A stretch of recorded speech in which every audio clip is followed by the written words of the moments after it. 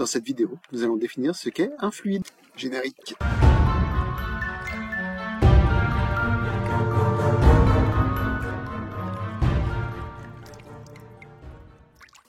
Un fluide est un milieu matériel parfaitement déformable. Il y a deux grands types de matériaux déformables. Il y aura les liquides et les gaz.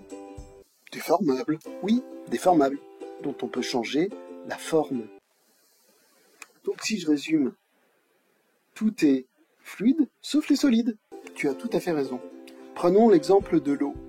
L'eau peut être sous forme gazeuse, nous aurons la vapeur d'eau, sous forme liquide, l'eau du robinet. Dans ces deux cas-là, c'est des fluides. Oui, dans ce cas-là, ce sont des fluides. L'eau, par exemple, l'eau liquide, va prendre la forme du contenant qui la contient, soit un verre, une bouteille, un lac.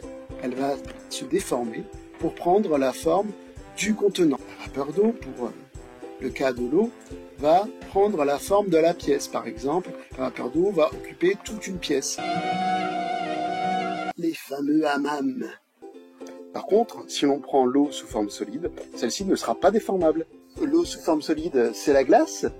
Exactement. Prenons l'exemple d'un glaçon. Celui-ci conservera sa forme, ne sera pas déformé, qu'on le place dans un verre, dans une bouteille ou dans un lac.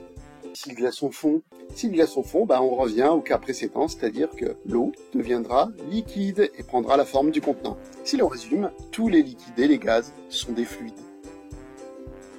Du coup, qu'est-ce qui différencie un gaz d'un liquide? Excellente question.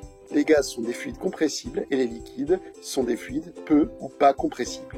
Qu'entends-tu par compressible? Que l'on peut comprimer, dont on peut changer le volume. Prenons l'exemple de l'air. L'air est un gaz. L'air est donc un fluide compressible. Prenons cette seringue. Elle contient un certain volume d'air, ici 30 ml. Comprimons-la en bouchant l'extrémité. On a pu diminuer le volume d'air. L'air est donc compressible. Oui, car l'air est un gaz. On aurait pu réaliser la même expérience avec n'importe quel gaz. Et pour les liquides, retentons l'expérience avec une seringue d'eau colorée.